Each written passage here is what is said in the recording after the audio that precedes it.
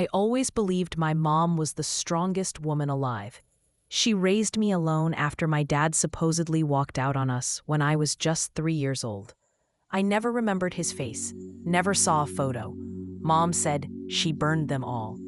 She claimed he left one night after a fight and never came back. She said he didn't want to be a father, that he abandoned us like trash. We lived modestly. Mom worked 2 jobs, a nurse during the day, a waitress at night. She came home exhausted, with bags under her eyes and calluses on her hands. I remember her crying quietly on the couch when she thought I was asleep. I used to tiptoe in, but there was something off. Looking back now, I remember how she got angry whenever I asked about him. Her face would twist, and she'd say, "He doesn't deserve to be remembered." Once when I was 10, I asked if he ever tried to call.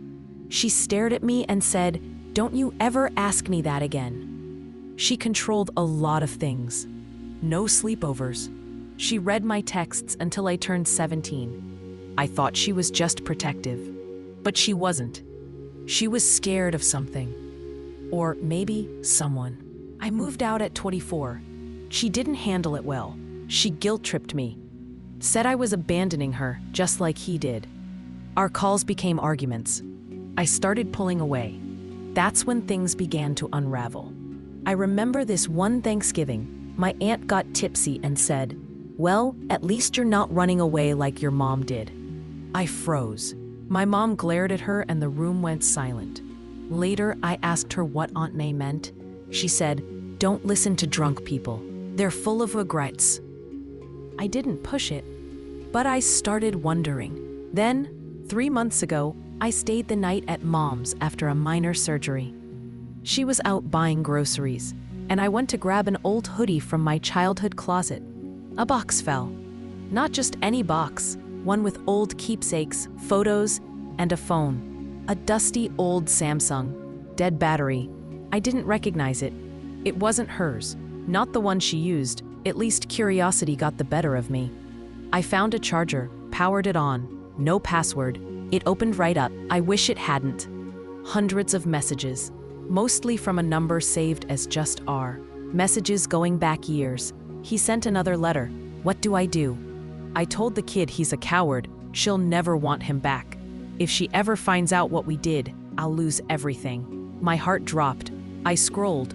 There were emails, screenshots of emails, from my dad, all sent to her, begging, pleading, asking for updates about me. Birthday wishes. Please just let me know how she's doing. Haven't seen her in 10 years. I miss her so much. He hadn't left. He was kicked out, erased. She had blocked him everywhere. Social media, phone numbers, emails. She told me he abandoned us. But the truth was, she made sure I never saw him again. There were even photos, recent ones, him at a park, holding a letter addressed to me. The kind of photo you take when you want to remember something forever. I felt sick. My hands were shaking. The woman I thought had been protecting me had been lying for over 2 decades. When she came home, I didn't wait. I held up the phone. "What is this?" She stared at it, then at me. Her face paled. "You were snooping. You told me he left. You said he never wanted us. He didn't. Then what's all this? These emails, the photos, the letters?" She sat down, slowly. Her hands trembled. "You don't understand. He was manipulative. He cheated. I couldn't let him ruin your life. So you cut him off from mine? You lied to me. You made me think he was some monster." She didn't answer, just stared. Finally, she said, "I did what I had to. I packed my things that night. I couldn't even look at her." Found the email address he used in those screenshots. I wrote, "Hi, I think I'm your daughter." He replied in 12 minutes. "Oh my God, you found me." We set a date to meet, a coffee shop 2 towns away. I arrived first. My hands wouldn't stop shaking. Then he walked in. Same eyes, same smile I saw in those old photos. He sat down, looked at me like he was staring at a dream. And then he said, "I missed every birthday, but not a day went by that I didn't love you. You told me everything. How they fought. How one day she left and never came back. How he tried everything. Courts, letters, lawyers. But she moved, changed numbers, disappeared. He said, "I wanted to fight more, but I was broke. I didn't even know where you were. Your mom, she made sure of that." He pulled out a shoebox. Inside were 20 handwritten birthday cards. I wrote one every year. I never knew where to send them. I didn't sleep that night. I cried in the shower. I thought about all the birthdays I spent thinking no one cared. All the Father's Day crafts I threw away. All the times I told people he left us. I told close friends. Some were shocked. Others admitted they had always found my mom intense. One cousin said, "We figured something was wrong. She always flipped out when anyone mentioned your dad." I stopped responding to my mom's calls. I couldn't. Not yet. I needed space. She sent me one final text. "When he breaks your heart again, don't come crying to me." Blocked. It's been 3 months. My dad and I talk every week. He visited for my birthday. He cried when I opened my gift, a necklace with my birthstone. He said, "I bought this for your 10th birthday." I kept it, hoping one day I'd give it to you myself. We're rebuilding, slowly, carefully, but it's happening. As for my mom, I don't know. I still love her, but love doesn't undo lies. It doesn't erase the pain. I'm in therapy now. It helps. I'm learning that it's okay to grieve a parent who's still alive. Closing reflection. I used to think my mom was the victim, that she was the woman wronged, the abandoned. But now I realize she wasn't the only one who suffered. She didn't just lose a husband, she made me lose a father. And no matter how many apologies she sends, or how many times she says, "I did what I thought was best," I can't forget the years I lost. But I can make new ones. And this time, they'll be real. I married Ethan when I was 25. He was calm, charming, stable. He made me feel safe in a world that never had. We met at a company seminar. He was in finance. I was in HR. He made spreadsheets sound sexy, if that's even possible. We dated for 2 years, then got married in a small but perfect ceremony. Nothing extravagant, just vows, tears, and the promise of forever. At first, it really was forever. He brought me flowers just because. He cooked breakfast on Sundays. He held my hand through a miscarriage. He held me together even when I couldn't do it myself. But 3 months ago, I found something, and it's all I can think about now. At everything I just told you, all of it might have been the setup for something darker. Because 3 months ago, I found out my husband took out a $750,000 life insurance policy on me, without ever telling me. The first time I noticed something weird was in January. I got a call from a number I didn't recognize. "Hi, Mrs. Whitman. We're just confirming your recent change in primary beneficiary." Beneficiary? Of what? The lady on the phone was from an insurance firm. She said it was for a term policy. I told her I didn't have a policy. She double-checked and said, "It's in your name. You're the insured. Your husband set it up a year ago." I was stunned. A year ago? I didn't yell or panic. I thanked her and hung up. That night, I casually asked Ethan, "Hey, did we ever set up any life insurance for me?" He didn't even blink, just said, "Yeah, through work, standard stuff. Why?" I nodded, let it go. But my gut, it didn't let it go. The next day, I did what any paranoid wife would do. I dug. I called the insurance company back, pretending to be Ethan. I gave them every detail I had memorized. His date of birth, our address, even his old employee ID. They sent me the policy document, and when I opened the file, I almost dropped my phone. Term, 20 years. Insured, me. Beneficiary, Ethan Whitman. Payout, $750,000. Medical exam, waived with workplace sponsor. Date of purchase, 14 months ago. He signed it digitally, never once told me. What kind of man takes out life insurance on his wife without telling her? I asked myself that over and over for the next few days. I even searched life insurance murder on YouTube. Don't do that unless you want to stop sleeping. It got worse from there. The more I looked, the more I realized Ethan wasn't just hiding things. He was planning. I remembered that trip he wanted to take this summer, a quiet retreat in a remote part of Montana. He kept insisting I needed to unplug. No signal, no distractions, no one around. Why that specific cabin, Ethan? I remembered the time I got dizzy in the shower. He handed me water and said, "You're just dehydrated." But the glass smelled funny. I tossed it out when he wasn't looking. Told myself I was being crazy. Now, I wasn't so sure. I finally confronted him on a Thursday night. He was watching sports, beer in hand, legs kicked up. I walked in holding the printed policy. "What is this, Ethan?" He looked at it, blinked, didn't panic, didn't fumble, just said, "It's life insurance. You never know what could happen." I wanted us protected. I asked, "Why didn't you tell me?" He shrugged. "You were going through so much last year. The miscarriage, the anxiety. I didn't want to stress you more." The miscarriage was real, but now I wondered, did it just happen? Or was it part of something else? I stared at him, searching for something. Guilt, fear, anything. He looked me dead in the eyes and said, "I love you. I'd never hurt you. But I've seen enough true crime to know." That's exactly what they all say. I didn't leave right away. That would be too obvious. I played it cool. Pretended to believe him. But behind the scenes, I drained our joint savings into an account only I control. I found a friend willing to let me stay, and I bought a new phone. Then I called the insurance company again. I told them I wanted to cancel the policy. They said only the policyholder, Ethan, could do that. So I called a lawyer. That's when things really spiraled. Turns out, if something happened to me and the police couldn't prove foul play, Ethan would still get the money. I left last week. Didn't tell him where I was going.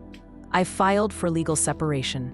I'm sleeping with a camera facing the gore and a knife under my pillow. He's texting me, calling me paranoid, saying I'm destroying a marriage over a misunderstanding. But here's what I know. You don't secretly insure the person you love for nearly $1 million and never mention it. You don't book remote cabin getaways and feed your wife weird-smelling water. And you don't lie, unless you're trying to get away with something. I don't know what his real plan was. Maybe he never would have gone through with it. Maybe I'll never know. But if I hadn't found that policy, I might not be alive to wonder. It rained the day I found the receipt. Not a gentle drizzle. Thunder cracking like the universe warning me. Mark was packing his suitcase again. "Denver," he said, not looking up. 3 days, client emergency. He'd said the same thing 4 weeks ago, and 4 weeks before that. For 3 years, these trips were our normal. The price of loving a successful man, I told myself, until my fingers brushed against thick, embossed paper in his gin bag. A receipt. Portland Diamond Emporium, $12,350. 1 platinum necklace. Portland, not Denver. My blood turned to ice. I confronted him in the kitchen, the paper shaking in my hand. "Who's this for, Mark?" He laughed. Actually laughed. "Seriously? It's for Brenda Holloway. Her husband's our biggest client. It's a thank you gift." "God, you're paranoid." He kissed my forehead, his lips cold. "I'd never hurt you." But later, as he rushed out the door, suitcase rolling behind him, I saw it. His wedding ring, gleaming on the edge of the bathroom sink. He never took it off. Not to shower, not to sleep, never. That ring sat there like an accusation. I tried calling him, straight to voicemail. I texted, "You forgot your ring." Nothing. Hours passed. Silence. That's when I opened his laptop. He'd always been so careful, but this time, he'd left it logged in. His email was open, and there it was. Not a client email, not a hotel confirmation. A receipt for flowers, delivered yesterday. To a residential address in Willow Creek, a town just 2 hours away. "Red roses," the note read. "To my beautiful wife. Can't wait for our weekend. Love always." The room spun. Wife? Wife? He called me wife. He called her wife. I felt the ground crack beneath me. That's when I called Derek, my brother. Mark's best friend since college. Derek, I whispered, tears choking me. I think Mark's having an affair. The silence on the other end was too long, way too long.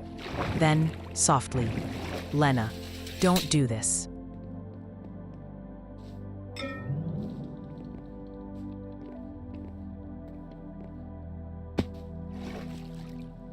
You'll ruin everything. Click. He hung up. My own brother, protecting him. That's the moment I knew. This wasn't just an affair. This was something darker. Something my perfect husband had been building for years. And I was going to burn it all down. I hired a PI that night. Cash. No paper trail. His name was Silas. Ex-military. No nonsense. Find everything, I told him. I don't care what it costs. While Silas worked, I became a ghost in my own home. I stopped crying.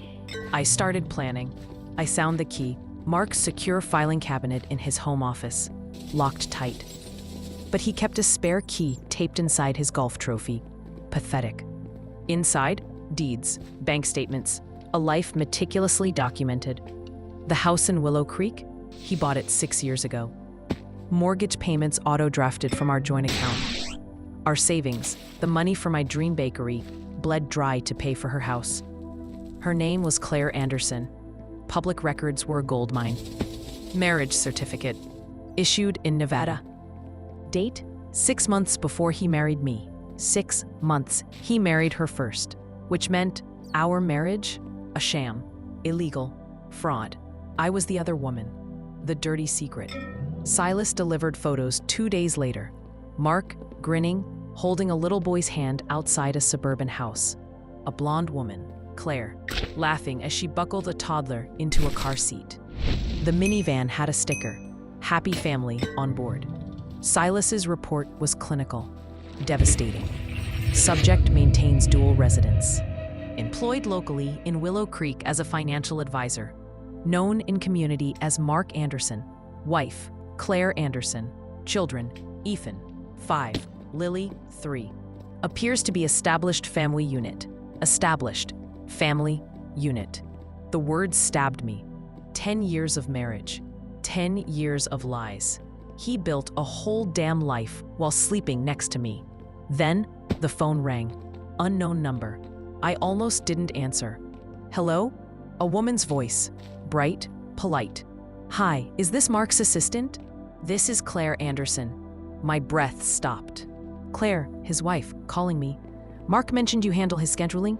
Could you remind him? Lily's ballet recital is tomorrow at 4 p.m. He promised he'd be here. He's been forgetful lately. Forgetful. I almost screamed. Instead, my voice came out icy calm. Of course, Claire. I'll make sure he knows. Would you like me to send flowers? She sounded relieved. Oh, that's sweet. No, just him being here is enough. He works so hard for us. For us. The knife twisted. An idea formed. Cold. Calculated. Actually, Claire, I said, my voice smooth as poison. Mark left something important at the office. Could I drop it by your house? Today? She hesitated.